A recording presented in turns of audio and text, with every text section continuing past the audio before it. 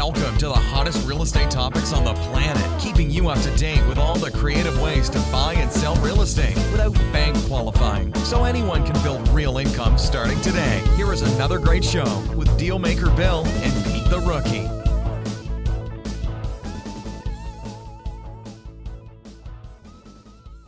All right. I'd like to say here we are at Flipping Houses for Rookies with another episode, but not today. Today's episode and number 331 are going to be evolutionary shifts for creative real estate. So these are not just regular podcasts. These are things that you should very seriously listen to if you want to make money with creative real estate. So this is not just another podcast. This is my heart bleeding to you so we can fill your wallet. So are you ready for that? Absolutely.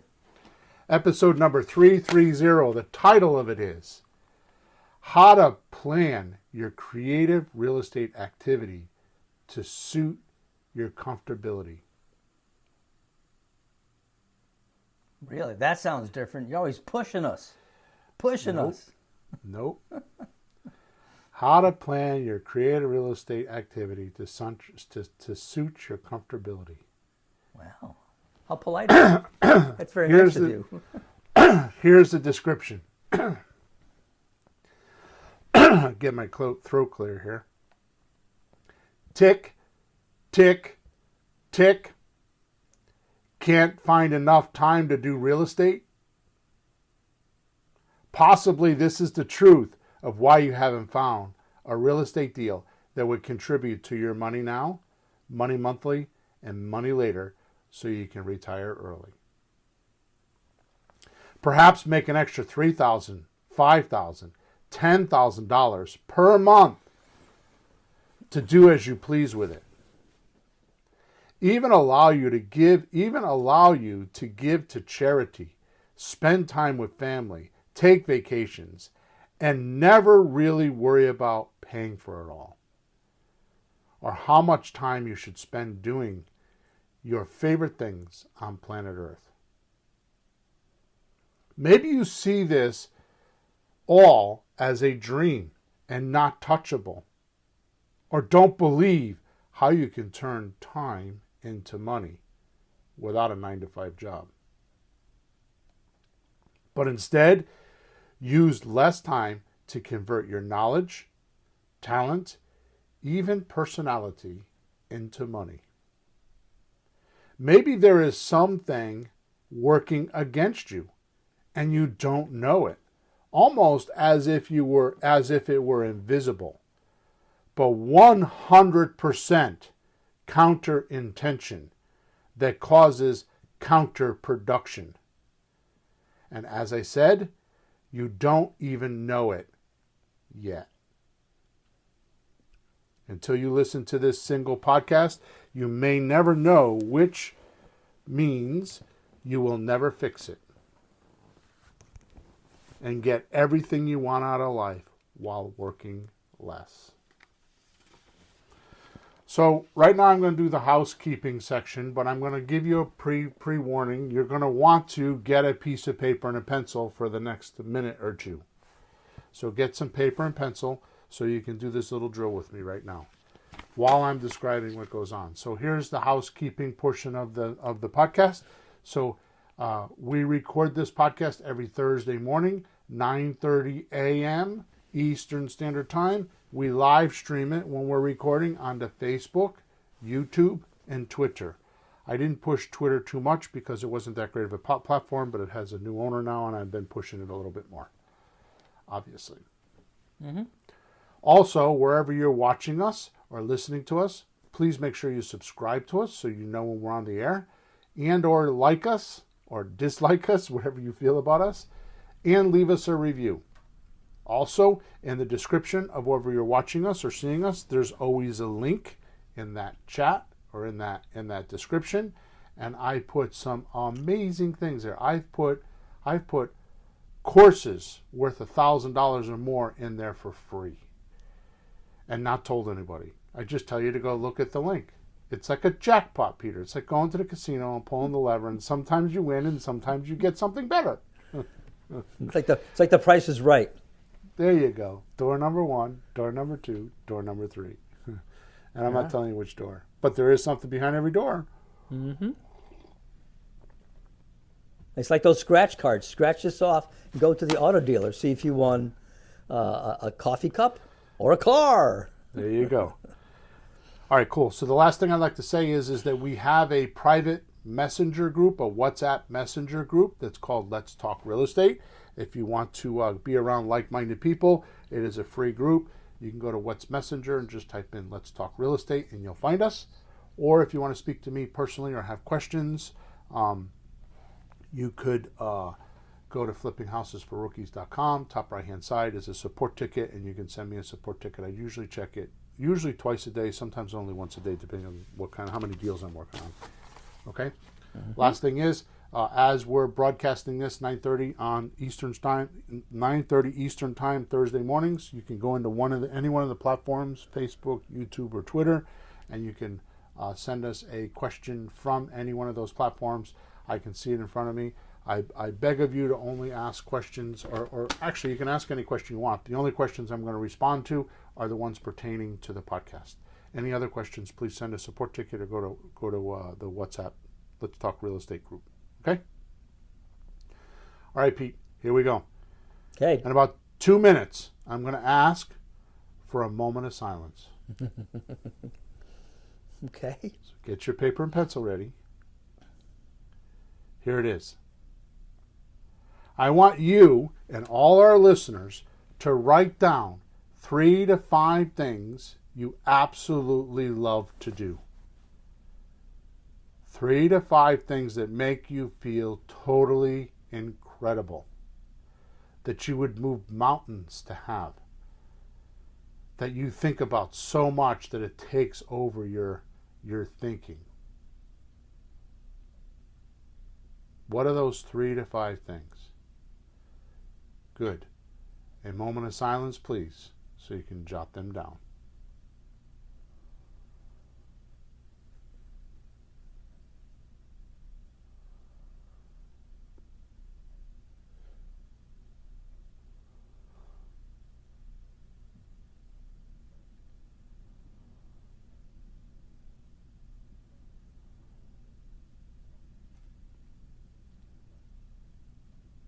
Okay. Now what I want you to do is on the left of each one of those things you wrote down, or on the right, I don't care which side it is, but I prefer to write it on the left-hand side. I want you to put how many times per week or month you do these things. So, Peter, I noticed you didn't write anything down, but do you have answers? Yeah. Tell me. Give me 3 of them. Well, I like playing music. It's quite a joy for me, you know. I like vacations, but I don't get to do that every week, so that'll be on the longer list. And I like spending time with family and friends, just having people over, having a party, be on the patio, just have food, and just spend time. So how often do you do each? Well, the music thing I do for a living, but I don't get to actually just go play with my friends much anymore because we're all kind of busy. And vacations, not too often, although I did escape a couple of weeks ago. And friends and family, once or twice a month, maybe. Okay. Mm-hmm. Here's the point of today's podcast. Why don't you do them? Or do these favorite and exhilarating activities more? Mm-hmm. What's stopping you? Bill, I talked to someone yesterday, she's 40, she's, youngish from us, but still, kicking out there. She had some family business function she went to, and, for a few days somewhere, something like that, and then, really went overboard, had way too much fun. And she thought, when's the last time I really went out like this? Not just dinner with my parents or somebody's house. 2017. 2017. Yep. So she decided what you just said. Why don't I do this more often? That's my worst case scenario today. That's how bad it can get. Wow. So I haven't told too many people what I've been doing because I've been just doing it because I want to, and it's my podcast, and there you go. Being the king on the top of the mountain and a bit pompous and arrogant, as my mother would say, which, by the way, comes from my confidence. We've had a series of podcasts. It started with, I think, 327, 328, 329. Now we're on 330, and I'm going to land it. With the grand finale on podcast number 331. But we touch upon this whole concept of why you don't do things in podcast number 328 and 329.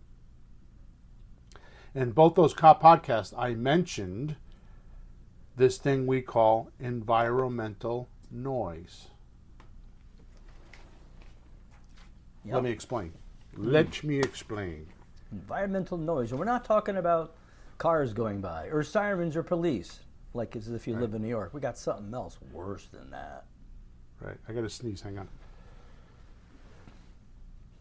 Yeah, it's one thing to have noises and things, but when you have life disturbances, life distractions, things you wake up in the morning, you go to sleep at night. Yeah, lots of fun.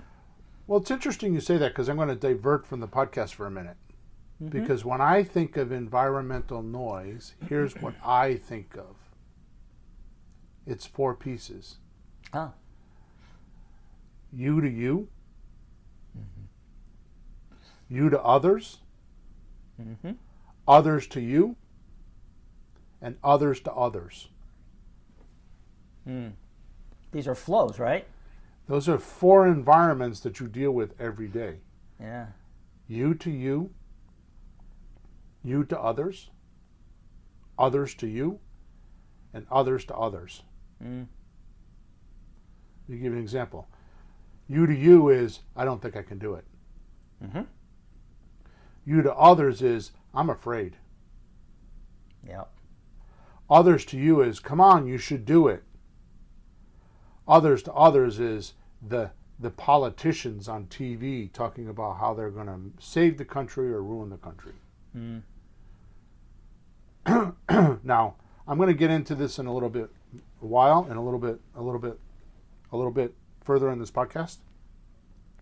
But I had quite a profound conversation with my coach last week on this concept after writing this podcast on this concept. And here's the profoundness of it, the philosophy of it. It's not you to you what you're saying. It's not you to others what you're saying. It's not others to you what you're saying, and it's not others to others what you're saying. It's your relationships with those beliefs. Like what you do with them? Right. It's your relationships with them, with those beliefs. You know, you always do this. You have something there, but you go one layer deeper. Right? Because really, does it matter what you say to yourself, what people say to each other? I mean, that's happening all the time everywhere in the world. Why do some people succeed and some people fail? You just said it. It's what you do with it. Yep. And I'll stop before I ruin the podcast. Well. One thing that I can tell you, the human body has many systems that we control. I believe as a spiritual being, we control our bodies. We control our minds. We control our bodies. There is one thing that we cannot control. Do you know what it is? No. Seriously, there is one thing that we cannot control as a spiritual being or as a body, your mind cannot control this in your body. You mean besides women? No. What? What's that? Your hearing. What you hear. It's You hard. can't shut it off. My wife tries. You ever see her do this when I'm around? I'll be in the car talking. I look over and go, oh, I guess I better stop talking now. She tries, but I talk pretty loud. You're right.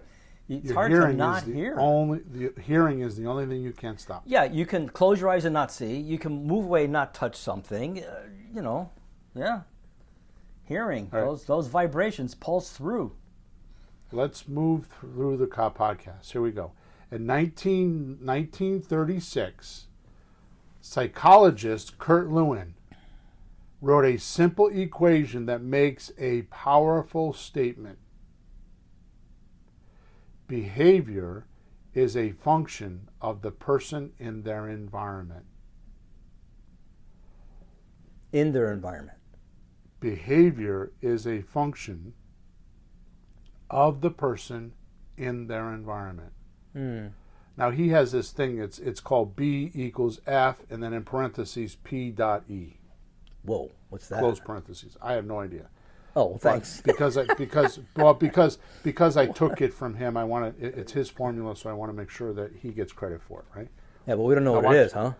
Yeah, well, its behavior is a function of a person in their environment. Oh, F may be function. Was there an F-I-E? So it's Oh. B, which is behavior, equals Yeah. F, which is function, Oh, okay, function. and P and E is personal environment. Oh, okay, that's fine. In 1952, economist Hawkins Stern described a phenomenon he called suggestion impulse buying,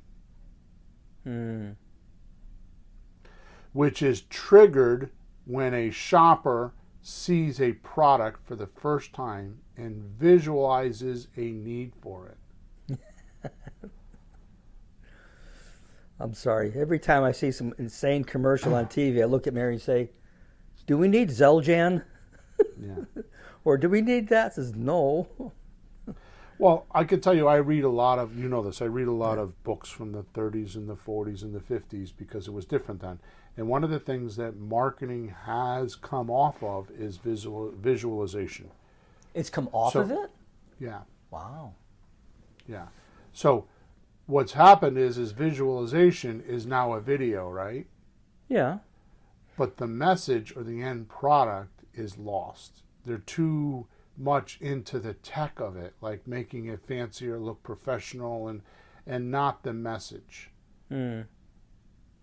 Like you're saying, I mean, just take a look at the drug commercials on TV. Right? What the video is and what the words are they're two different things. Oh my God! Walking down the beach hand in hand. This could kill you. This could ruin your liver. Right. Yeah, and people don't hear that. They see the pretty pictures and, "Sweetheart, should we get Zeljan?" And the words are horrible. Yep. The warnings. In other words, customers will occasionally buy products not because they want them, but because of how they are presented to them. Like eye-level products on the shelves at the grocery store sell more than the ones down at your feet. But isn't that still visual? You're saying they're coming off of visual, but isn't that visual? Well, this is what I'm saying. This is a 1952 philosophy. That's why I'm saying back then it was more, like copywriting was painting a picture in your reader's mind. Oh, from words. Yeah. I got you. What I'm saying is the new advertising has come away from that. They're more about the type of media, like being professional or having a commercial on TV. I mean, how many? I'll play. I'm way off topic. Play a game with yourself. Most people don't watch TV with commercials anymore. Watch live TV. They watch DVR. Yeah. Right? Yeah. But I'm a freak. My father used to tease me all the time when I was a kid because I'd watch TV because I wanted to see the commercials, and then I would get up and walk away when the show was on. Right? So, Figures. anyways, yeah, that's me. So my point is that just do a test with yourself. Watch some live TV. Watch TV commercials. And ask yourself when the commercial's over, where do I get that product? What was the call to action? Where do I go to find it? Where do I buy it? How do I consume it? Right? They don't always have it, do they? You're lucky if you find 1 in 20. Yeah, I've seen that lately. Like, and I saw something, buy blah blah. Like, where, how, when, how much? Yeah, nothing. All right, let's keep moving here because I'm off topic. In podcast number 328 and 329, we touched upon the 3 major conflicts rookies have when trying to do deals. Which, by the way, this is not this is not creative real estate. This is for anything you're trying to do. Any person trying to do anything, anybody trying to get a result, these are the three conflicts. Well, actually, I shouldn't say that. I'm going to erase that. So these are three conflicts for a rookie. Mm-hmm. One, your offers are bad or unbalanced. Mm-hmm. Two, not enough outflow, a.k.a. leads or talking to people. Yep. Three, environmental distractions or personal space noise. Yep. And today, I want to talk about number 3, distractions, and what to do about it. Mm-hmm. The main thing I want to talk about is, and I touched upon this in podcast number 328, how to design your environment for easy success. So that's what we're going to finish off with today. That's what the rest of the podcast is about. Okay. Sounds important. Habits. What are they? Mm-hmm. Habits. What are they? Here's a definition. Is a settled tendency or usual manner of behavior,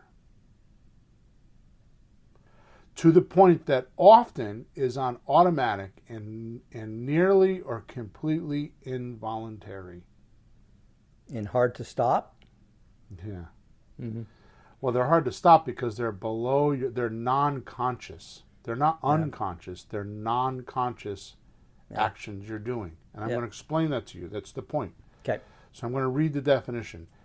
So a habit is a settled tendency. What does settled mean?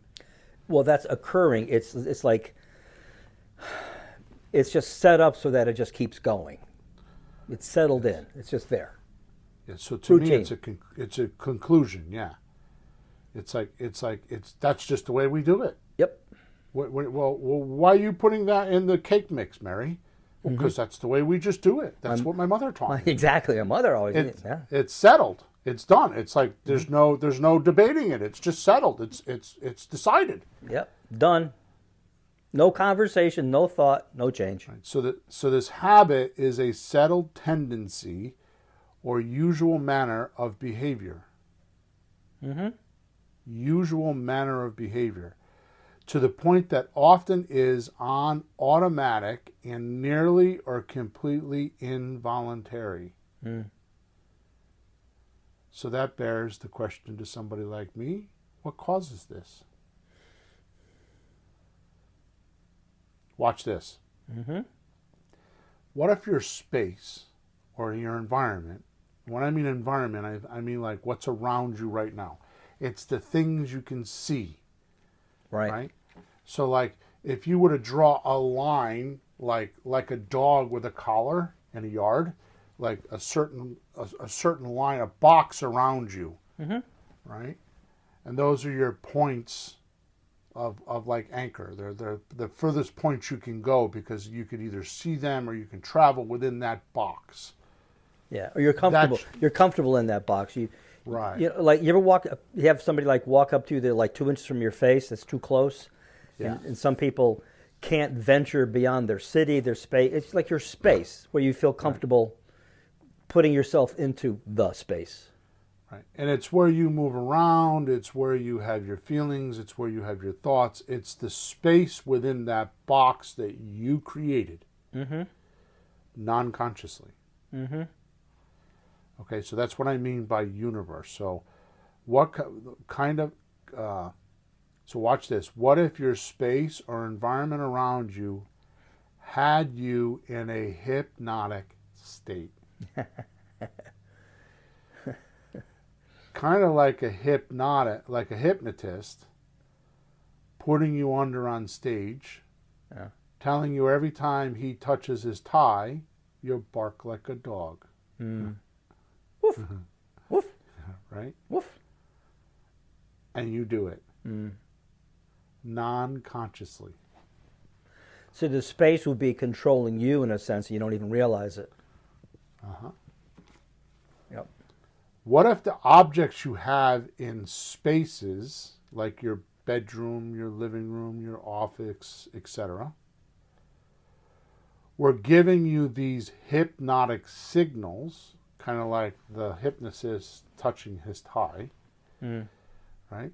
So we're giving you so the objects were so. What if these spaces were giving you these hypnotic signals and triggering your habits or cravings to do a certain thing? Sure. Like the person walks into the office, sees the computer, they got to check the emails, or they got to go on Facebook on your phone, like things you just do.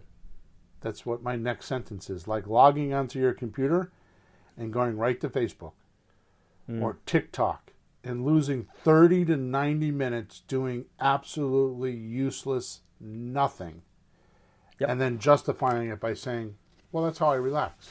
That's how I feel good. Yep. Yeah. I call these non-conscious moments where something automatically took you over and acted like a time vampire, sucking your precious time from you. Yeah. I could tell you that I used to be adamant about this when I first started my coaching. Mm-hmm. And I had a drill that I used to do that we did for time blocking. We used to do this in events, right? And we used to get a piece of paper and we'd put it landscape, which means the length is left to right. Yeah, sideways. Not top to bottom. Yeah, Yeah. sideways, right? Yeah. And we draw a line down the middle. And on the left side, I'd get people to go through and do what they do in the course of a day or in the course of a week. Write all the things down. And that included grocery shopping, laundry, it included sex, it included drinking with your buddies, it included work, it included kids, everything. Then on the right side, I would have them put all the things that they wanted to do. Then we would actually get a physical calendar book, like an actual book in writing. I don't want to do this online because online loses its touch. And I would take those things off the page that they wrote down and plug them into the calendar like a puzzle. So they were done with the drill when they could put everything on that piece of paper into a time slot in the course of a week. Yep. And here's what I found. When you start time blocking, it takes about 2 or 3 weeks to settle in. Almost 100% of the time, the people that did it found out they had more time than less time. And Sure. it was because it wasn't this non-conscious, automatic, hypnotized session where they were just going through the day and they were just doing things they thought they needed to be doing and it wasn't planned. It's a difference between being proactive and reactive. Exactly. Right? That's a good thing to call it. Yeah. So unfortunately, the environment that we live in and work in often make it easy to not do certain actions because there is no obvious signal to trigger the behavior. Out of sight, out of mind. Yeah. It is easy to not practice. This is for you, Peter. The first one, I give 3 or 4 examples. It's easy to not practice the guitar when it's tucked away in the closet. It's easy to not read a book when the bookshelf is in a room that you don't usually go into. Right. It's easy to not take your vitamins when they're in a cabinet that's not used much. Out of sight, out of mind. Yeah. There's no triggers. There's no cues. Right? Yep. Go ahead. I got this image about a minute ago of 100 years ago, 200 years ago. You wake up, you're hungry. You have to go gather some food outside. You're thirsty. You have to go to the well and get water. You're cold. You have to go get some wood and make a fire. And Outside then to pee. You go outside to pee, the outhouse outside, and then you have to go take care of things. Where's the cow? Take care of the crops. There was no Facebook in the morning. There was no put the TV on in the morning. There was so few distractions. You want to hear a really, really what I consider interesting fact? Mm-hmm. So I watch things like Food That Built America. Yeah. Now, I don't care about the food, but if you watch them, serially like I do, like you watch 2 or 3 at a time, because they're only 45 minutes. So Yeah. sometimes, on a Saturday night or Sunday night, I'll watch stuff like that. Or at lunchtime, I'll watch one. Anyway, so the point is this. If you watch them, one after another, or in a short period of time, like within a week, I noticed, and you will notice too, that the underlying message is the same in all of the shows. No matter who it is, no matter what the product is. And they didn't do this. This is not this is not Hollywood that did this. It's on the History Channel, by the way. Yeah. What it is the entrepreneur. Each one of these guys are serial entrepreneurs. And they do the same things, and they don't even know one another. In fact, they're in different time periods. It's just the way they think. Mm-hmm. Gee, somebody should write a book about that and compile it. Yeah. It's called Think and Grow Rich. Exactly.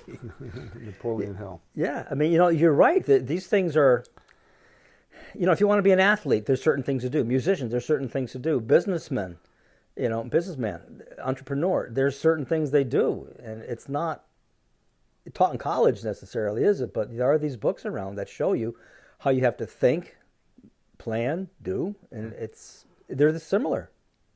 So we're way off topic, but I haven't read it in a while, but The E-Myth by Michael Gerber, he speaks about how, this is very important datum for me because I remember it 20 years later. The entrepreneur or the business owner, as he says, thinks in the future. The manager thinks in present time, and the employee thinks in the past. Yep. All right, so my point in talking about the Food That Built America was the interesting fact that I got off track on is, check this out. So they were talking about breakfast in cereal products. Mm-hmm. You have no idea how the cereal companies changed. First of all, the cereal companies were the one that came out with the 7 basic food groups. Oh, the food pyramid? Yeah. Yeah, at the bottom of the top, yeah, what you should and shouldn't eat. And believe it or not, the people that were in the cereal business, here's what they had to overcome in the 50s, Peter. Mm-hmm. People got up in the morning and ate leftovers from the night before because there was not breakfast food. I just saw that last week, exactly. They would just get up. My father told me he'd get up and have last night's bread and grab a bunch of grapes off the vine outside. This is Italy. That was breakfast. They didn't sit there with Cheerios. Right. And they were too heavy. They were too heavy for the stomach when they would go to work and kind of sit, not move around. Right. Wow. All right, so let's move on. By comparison, so we have all these things. If there's not something in your environment, it doesn't remind you of a habit, it doesn't trigger anything, and you don't do it. Mm-hmm. So by comparison, meaning the opposite, if something is in your environment, creating or arranging your environment with these signals can draw your attention towards desired habits and not be ignored, right? Right, setting up your environment to succeed in some way. So you can design your environment based on the outcomes that you want. Mm-hmm. Right? Which we never think of. Right? Now, here comes the magic. These subliminal signals, what does that mean, subliminal? Well, it's below your consciousness. It's not unconscious, but you're not paying attention. It just happens and it triggers something. You might not even notice it. It's covert, kind of, right? Yeah, and they use it in commercials. If they have the pretty girl, obvious. they have a pretty girl sitting on the car, you want to buy the car. So here's a perfect example of a subliminal signal. Mm-hmm. Tom Cruise, Mm-hmm. as you're aware, not my favorite, Yep. right? He does Top Gun, right? He does. Everybody watched Top Gun, the first one. Not the second one. As you're aware, I didn't see the second one. You and my wife saw it, and me and your wife saw a superhero movie. Yeah. We split up in a movie theater. I wasn't going to give that Yeah. guy any credit. So anyways, here's the point. After Top Gun, the first time, you know what happened?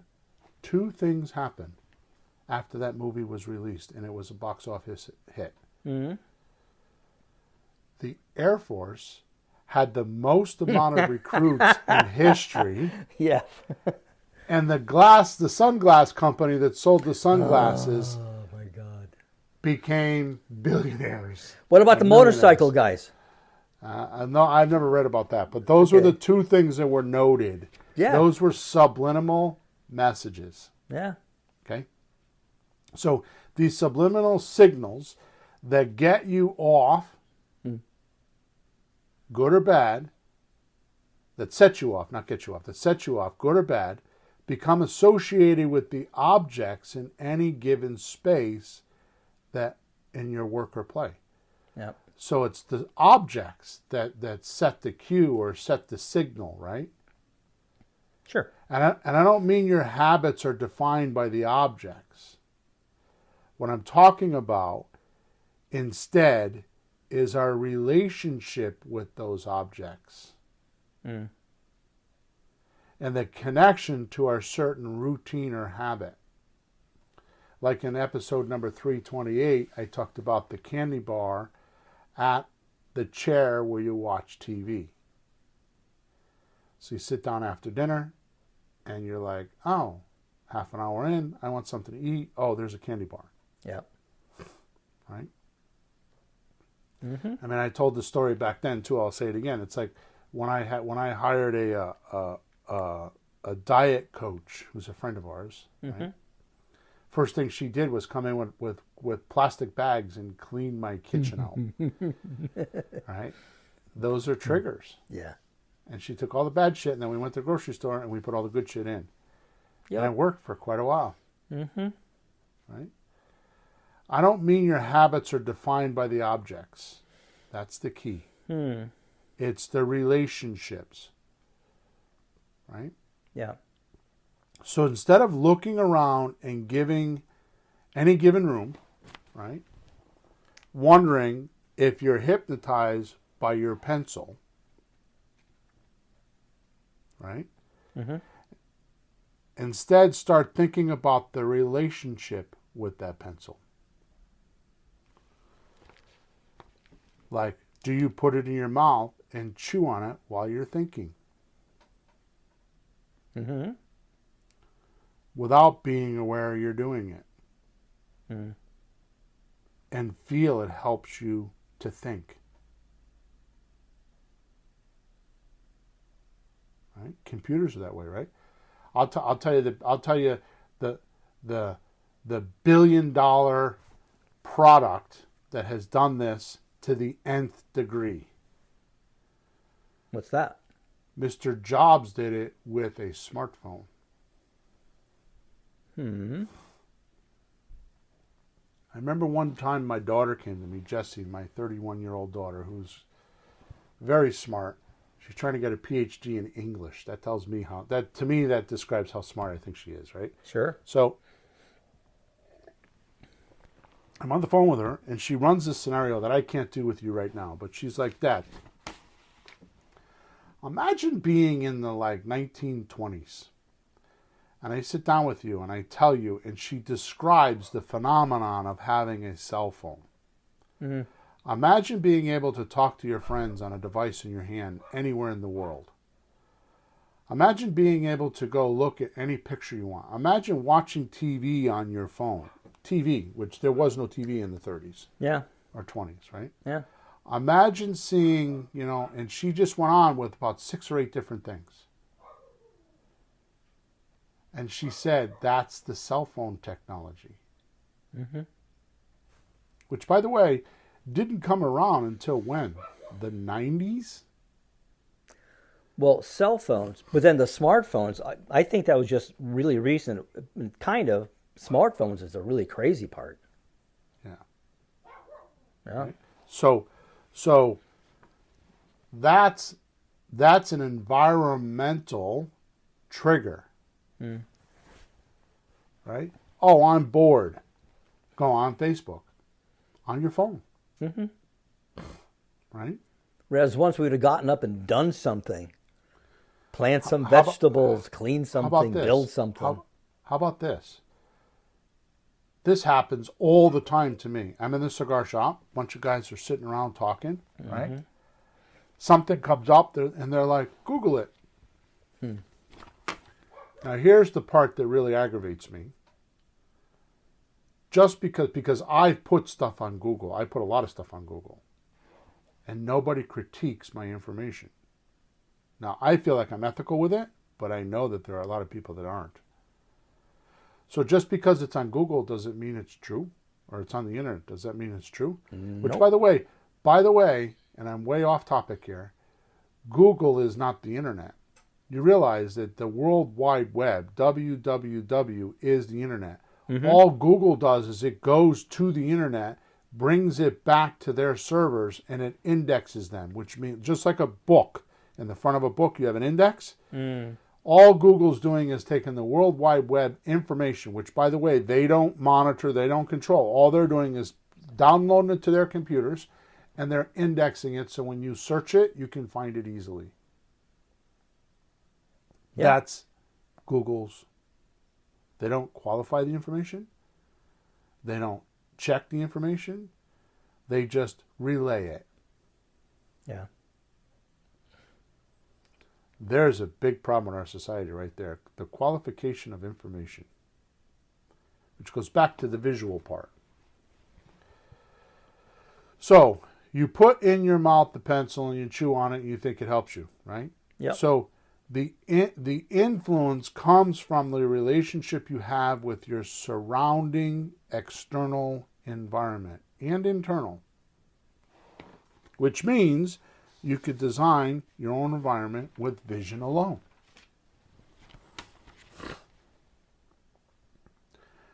The things you don't want, the bad habits, can be removed from your vision. Sure. So they're out of sight and out of mind. Right? Yeah. And the new habits can be moved into present time sight and put in certain locations so they will cue or signal you to do them.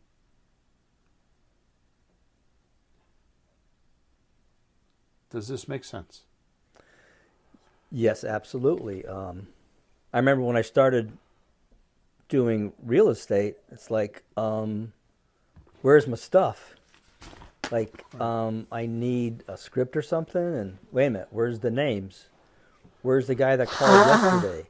So I had to organize a space that was, had my stuff and had things to use. So, I mean, I'm sitting in my music room. There's a ukulele there, a bass guitar here. I could grab 3 instruments right now. My laptop is right there. YouTube is right there. Music. So I have everything. Like for this, within people walk in, sit down, boom, I'm off and running. Paper, clipboard. I'm really set up. So I did something similar with real estate. I have a clipboard. There's things. The computer's right there, and I have 4 desks in my office. 2 for her, 1 for me, 1 for us, for our different jobs. So it's organized to push into the direction of production. I wouldn't call it perfect, but it's a functioning thing there. You can't just do it, in the ether zone. It has to be there. I have been self-employed for 30-something years. And I've always had a room where I shut the door. In fact, I remember my mother-in-law and father-in-law, God bless them, because he just passed away a couple weeks ago, right? They would come here and spend the summer here, 2 or 3 months. And I have to, when people are in my house, there's rules. I train them. And I don't mean this to be like I'm Hitler or something. No, like that. It's your workspace too. You're at work. Exactly. You're working. If you were at the office, they couldn't be there, and they're in the house like, hey, you want to go fishing? No, I'm working. One of the things I do is when my door is shut, you do not come in. Don't even knock. But the first thing you did was you put the office in the basement, way down in the corner over there somewhere, off the path. And everything I need is here. Yep. this is the trouble that most people had during COVID when they were working from home, because I have a lot of my friends at the cigar shop were like, I don't work well from home. It's because they didn't set up the environment correctly. Like they're working on the couch that they also watch TV on or also take a nap on. It's conflicting signals. They don't have an actual space, office space, because they didn't usually do that, so it wasn't routine for them. Right. And they didn't think it'd be longer than 2 weeks, so, right? Right. Yeah, exactly. Yeah. All right, so let me give you an example for creative real estate. Now, I'm only giving you this example because it's just true. I'm not trying to promote you something. But if you want it, you can let me know. Okay? Yeah. So I have for some time had a personal passion to make creative real estate simple enough that anyone could do it with less than a weekend prep time. You know that. Yeah. My motto for a very long time is the Henry Ford model. Henry Ford's goal, which I've read his biographies. I'm a big time car guy. I owned a gas station and a garage, auto repair facility, and a used car lot for 27 years. Okay, so that whole world is still inside of me. I grew up with a man that taught me how to fix cars and fix anything. He taught me. His philosophy was, if he taught me about electricity, plumbing, cars, and money, that even if I had somebody else do them for me, I would know what they were doing. That's and great. He was right. And That's he was great. Right. That is awesome. Okay, so he was 100% American Indian. So that has a lot to do with it. Okay, so here's the point.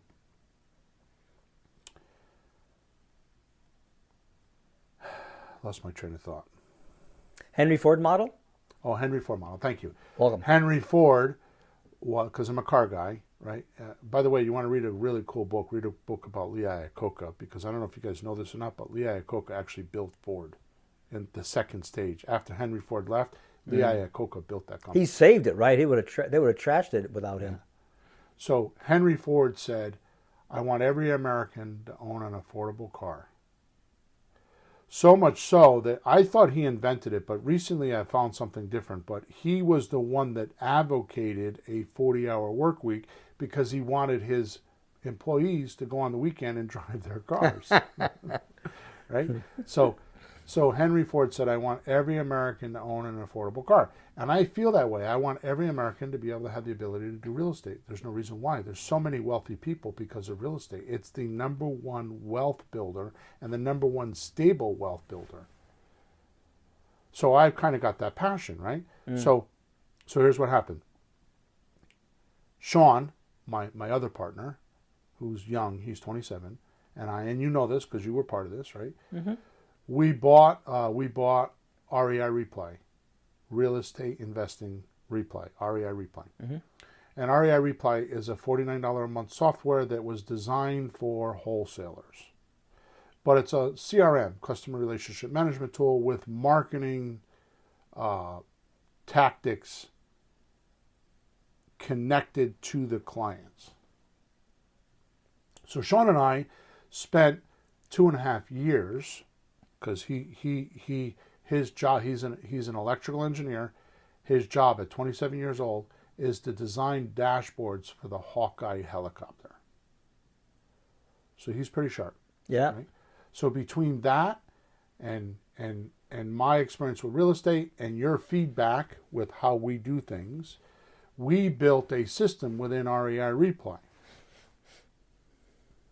that did creative real estate, because nobody has a system for creative real estate. Yep. Well, that turned into the owner of REI Replay, his name is David, contacting us and like, what are you guys doing? Well, since then, we have created a software called Creative REI Replay. Right? Yep. And what that is exactly what you were just talking about earlier. It's an office space for you. So I partnered up with the owners of REI Replay and created Creative REI Replay. Right? Even though this is a business in a box and many push-button features for real, the one thing that we have done follow suit with this podcast. And it's because of this podcast and the way of my thinking that the software was designed this way. Right? Because I'm one of the founders. I'm actually the main founder, to be honest with you. The other guys are, they probably won't think that, but I'm the one that has a lot of the ideas, right?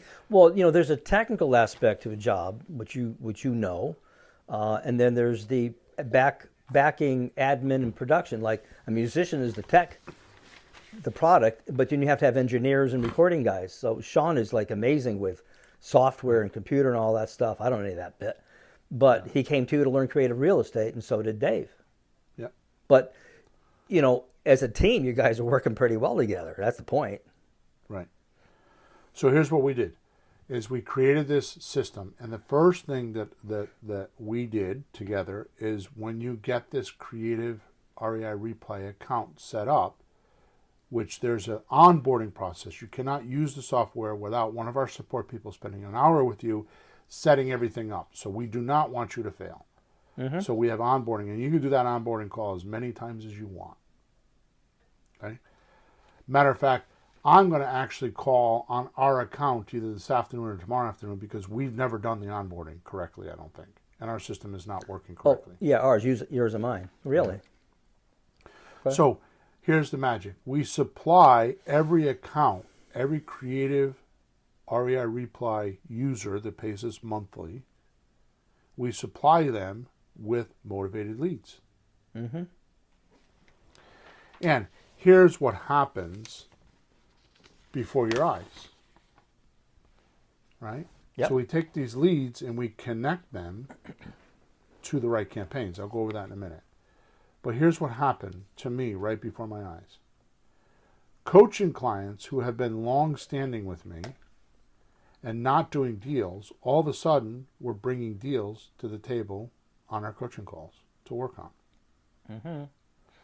Some of my freebie students that take advantage of all my free stuff, telling me that when they get a deal, they'll start buying my materials.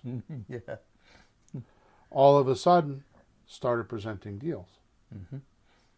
Also, new students who have struggled for decades. I was surprised when I started surveying people recently, like a year ago. Yeah. I was surprised that how many people have studied creative real estate for 2, 5, 10 years, decades, some of them. Unbelievable. And in most cases have spent tens of thousands of dollars on courses and coaching and haven't done a deal. And with Creative REI Reply, all of a sudden, they're doing deals within a 30-day period. Okay? Yep. And I know this because of the support tickets. And every Thursday night at 7 o'clock, if you're part of the community, we do a support Zoom call, and I spend an hour, and very often sometimes it goes as an hour and 30 minutes. I try not to, but it's an hour, hour and 10 minutes, hour and 15 minutes. And I answer all the questions, including that Sean's there with me, and we either do the technical questions for the software, or I help you with deal structuring if I can. Yep. I'm not going to coach you, but I'm going to put you in the right direction. I'm going to tell you which video to look at. I'm going to show you where to go. Yep. Okay. And because of all this help, plus we have a Facebook group, all that stuff, right? Now I 100% attribute all this success to what I'm talking about in this podcast. 100%. Only because when you decide to do real estate, like it's time for you to work on your real estate. Yeah. You log into your office, and there are conversations sitting there waiting for you. Started without you. This happens because we find your leads based on your zip code that you give us originally. We skip trace them. We put them into your account and hook them up to the correct marketing campaign, so that the correct conversations are occurring with your sellers. All automatic. By text. I mean, yeah, we do it, right? Well, it's not just by text, because you're going to have phone calls with them, right? I mean, it starts with text and sometimes messages. You've used videos to send to people. But I'm just saying that, when you say we start conversations, just in case somebody's wondering, like I got one, Bill, I got one for myself yesterday. I tried to sell me one of my own houses because it came up on the system. Mm-hmm. Yeah, but they'll be there. It'll be started and they'll be responding so you can pick up. That the terror of calling somebody cold, well, you don't have that anymore. Right. Yeah, and we have videos and we have documents and we have all kinds of things to pre-qualify the seller. Yep. So by the time you get on the phone with them, they know what you're talking about. Mm-hmm. These sellers responding are your environmental cues or signals. Mm-hmm. That's what you need to do with regard to your real estate activity today, is put yourself in that environment. Control it. I'm not saying you have to buy Creative REI Replay, but and I'm telling you because I have tried. I had quite a budget for a while, and Sean and I spent money for quite a while trying to figure out how to run our own business, our own creative real estate business. Mm-hmm. And I know like what's his name? Joe Crump? No. Joe Crump has software. Yeah, the guy before him? A couple of years ago? Out in the Midwest? Wholesaling lease options. Yeah. Joe McCall. They have software. Yep. But first of all, the learning curve is extraneous. And second of all, they don't have it automated like we do. Mm-hmm. I mean, today, in fact, I'm going to show it to you once we're done here. I actually have a calculator that has taken us months. We actually, it was my idea. Sean and I worked out the math in an Excel spreadsheet, and we hired a developer, a computer developer, actually two of them. We hired two people. And for months and thousands and thousands and thousands and thousands of dollars, have made it so that when you're inside of Creative REI Replay, you push a button, one button, it says the script, and you read the script, and you either put the numbers in the left or the notes in the right. And when you're all done with the script and you gather all the numbers, you push a button that says calculate. A pop-up screen pops up in front of you, and the numbers you put in are on the left.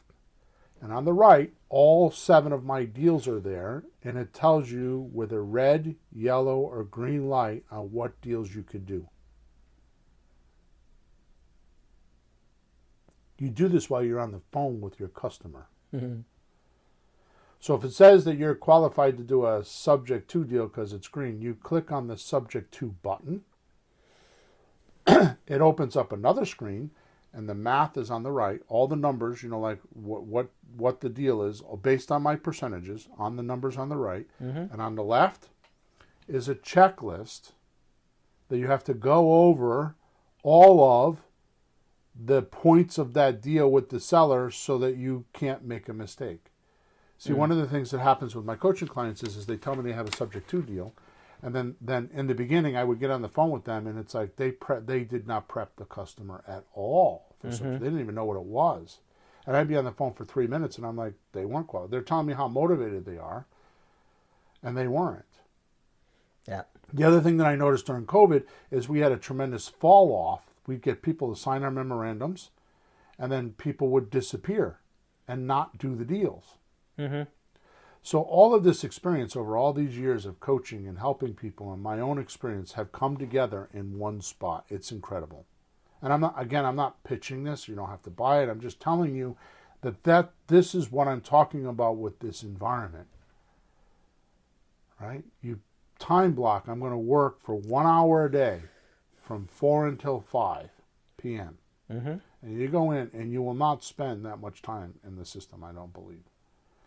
Anyways, you go into the system, and on the right are the numbers, on the left are the checklists. You go through the checklist and you explain, okay, here's what we're going to do. We have to do this. We have to do that. We're going to do this. We're going to do that. We're going to do this. And it explains to them. So if they're still in, you hit the save button. And on the save button, what happens is it asks you, do you want to just save it? Save the deal so it puts it in the Creative REI replay? Mm-hmm. Or do you want to create a memorandum? You push the button, all the information you put in automatically makes a memorandum. It pre-fills out the memorandum. By the end of the month, there will also be a button there that you can send the customer the memorandum for an e-signature. So if you're on the phone with somebody and they agree to your deal, you can say push the button and it will send them a memorandum on their phone and they can sign it while they're talking to you. Crazy. It's incredible. Very crazy. It's structurally laid out so it is almost impossible to make a mistake. Well, the next step is always sitting in front of you. Right. All you need is the next step to move forward. Right. Instead of like, gee, what should I do now? And have five things flying in your head. Should I do this, that, or the other? I didn't even go over the best part of the system. I just went over the front end. Because once you get the memorandum signed, you go into, we have a portal with all the deal structuring training. I mean, there's 3 modules. 1 is the marketing, 2 is the deal structuring, and 3 is the outsourcing. So you can automate it later. Mm-hmm. You go into the deal structuring portal. It's just clicking buttons. And suppose you're doing a subject to deal, you click on the checklist and you download the checklist and you just go along the checklist to complete the deal. It tells you every step on what to do next to complete the deal. After the memorandum, after they say yes. That includes doing your due diligence, finding the comps, figuring out all the payments, does everything for you. Yep. Now wait a minute, I'm still not done. Because once you close the deal, because it takes you, so the checklist takes you from memorandum to closing. Mm-hmm. Once you close the deal, there's a checklist on how to set the property up to sell it on a lease option. And then there's another checklist on how to do the closing once you get there's another checklist to show you how to market it and close with your seller. So everything's checklisted out. It's a complete system in a box. Now, again, I'm excited about it because it was a lot of work on my part, and I'm not here on a podcast trying to sell you that software. I am telling you that this is it's a perfect example, and it's because of this podcast that I made this software. This was the think I had when I made this software, is I want you to log in a fairly quiet space and do your work. And here's what will happen, is you will do work. The right work. And you don't need to train anything because everything you need, like with all those checklists that I was talking about to do the deal structuring, every single one of those steps, there's a video that's related to it. So if you don't know what to do, you go into the system and there's a video. It has all the documents in there, so you don't need to buy any documents, and it shows you how to fill out the documents. It is all there. That is what I'm talking about with a controlled environment that has the right triggers and the right signals and the right cues for you to be successful. All you need to do is time block. This is when I'm going into my office space. And then we do the rest for you. Or we prompt you to do the right things. There's no more guessing, what do I do? Like you were saying earlier. Like, where's my list? What did you say earlier? What were the things you were saying? Well, it's like, where's my script? Where's my pencil? Where's my names from the other day? Where's the guy that I talked to 2 weeks ago that he wanted me to call him back? Oh, shoot. Just all those things that you have to have in front of you, like a pilot in a cockpit. You have to have all the buttons and switches and the checklist and do this and you do that. And you go to the co-pilot, like, fuel on, check, brakes off, check, ailerons, check, wind speed, check. You have to have all that. And, new people don't have that. When I started, I was so lost. It was like Do I get the LLC first? Do I open up the bank account? Do I need a business card? Remember when I called you? Like, what do I need? What do I need first? They told me there's 10 things I got to do. I don't know where to start. Ah. Now, a lot of us are way past that, but still, you're sitting trying to do a deal, and you go like, what should I do now? Like, is it okay? Is that really all right? But if you have checklists for everything, and like, you need this, this, this, and it's in front of your face, it's hard not to. It's hard not to. Right. And every action you do in the system prompts you to do the next action. Yep. And not the other things that would go in your head and confuse you. Right. Not the other 5 things. Should I? Yeah, like, and then you do nothing because you're not sure. So what I have done unconsciously, because I just thrive to do certain things, is first of all, I took all the deals. So there's sandwich lease option transfer, which is buying and selling lease options. There's options. There's rent own, which is lease options that you stay in because you have 15% worth of equity and 20% worth of cash flow. There's subject to deals, there's rehab deals, there's wholesale deals, and there's owner finance deals. All 7 of those are all of the creative real estate offers, or any way you could buy a property, whether it's creative real estate or not. And I've applied a formula called the loan to value ratio to them. And now I've put it all into a system that nobody has. Joe McCall doesn't have that. Joe Crump thinks he has that, and I agree. He's got a lot. I learned a lot from that guy. We were in his coaching program. He's a fantastic guy. I help him all the time. Yeah. But I modernized it all, and it's all there. Yep. Other than those 2, I don't know. I think Joe McCall called it simple something. It wasn't simple. I tried using it. Right? Well, it's simple for the guy who makes it. I'm a teacher. You make something, and it looks simple to you, but the next guy, when they look at it, if it's not simple to them, it doesn't count.